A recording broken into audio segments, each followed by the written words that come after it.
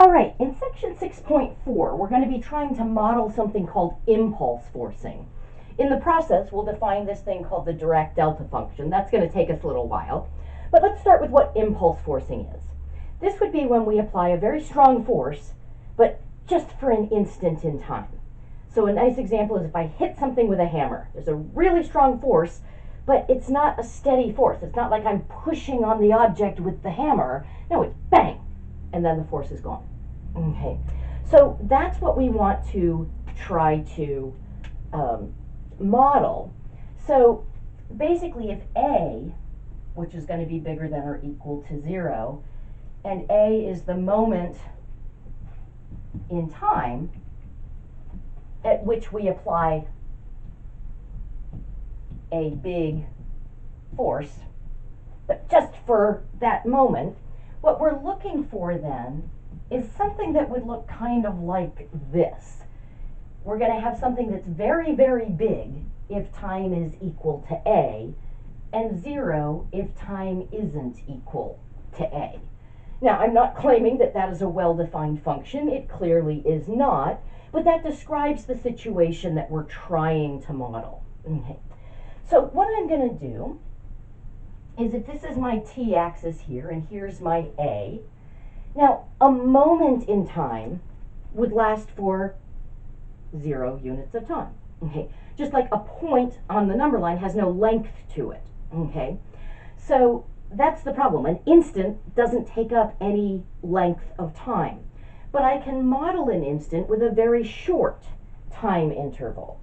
So what I'm going to do is I'm going to define a distance delta t, the understanding that that's going to be more useful as delta t gets smaller and smaller and smaller. But then I can take this interval from a minus delta t to a plus delta t. That's a very short interval of time. And there's a car alarm in the background, and I'm sorry about that. But over that interval of time, I would have a force, but everywhere else there's no force. So I would be creating this discontinuous function.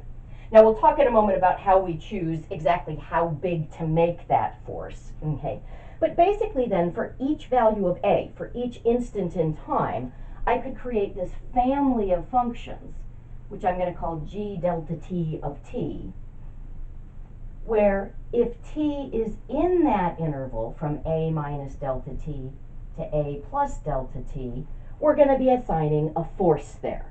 And again, I'm going to come back in a moment to talk about how big the force is that we're going to assign over that time interval. But we'll assign no force. We'll be at 0 if t is not in that interval.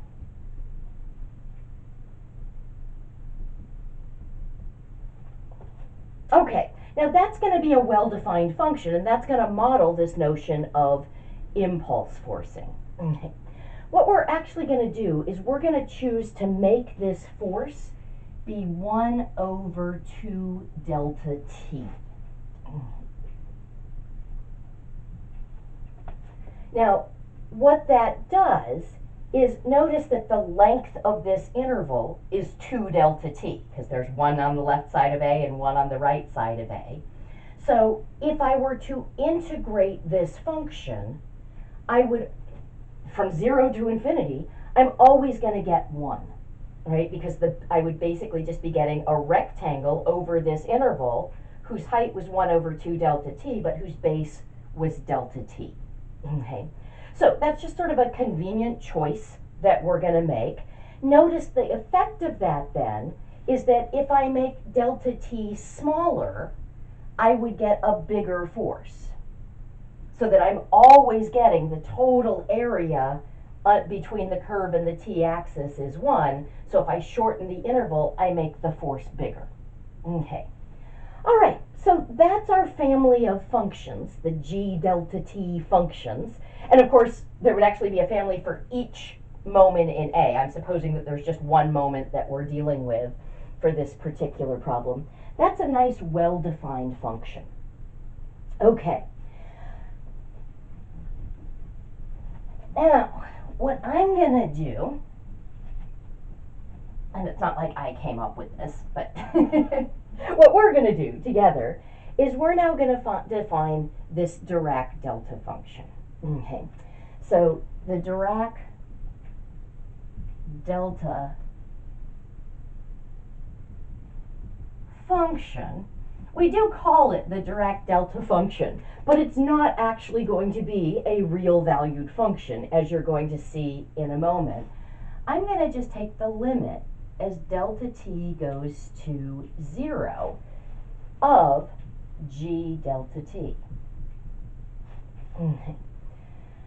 So what that's going to do is basically we're shrinking this interval to a single point, but we're making the force go off to infinity. So we're going to get infinity if t is equal to a, and 0 if t does not equal to a. This is back to looking like that very informal thing I had at the beginning where I said something big at a and 0 everywhere else. Okay, I've defined it a little more formally, but this is not a real valued function. So you might look at that and sort of say, there's no way that could be mathematically useful.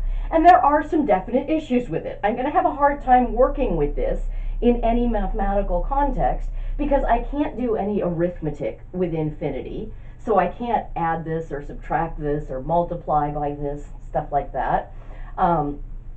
I also can't tell the difference between having one copy of this function and two copies of this function, because the value of t isn't a. If I had two of these, it would just be twice 0. It would still be 0. And of course, if something's going to infinity, 2 times that thing is going to infinity as well.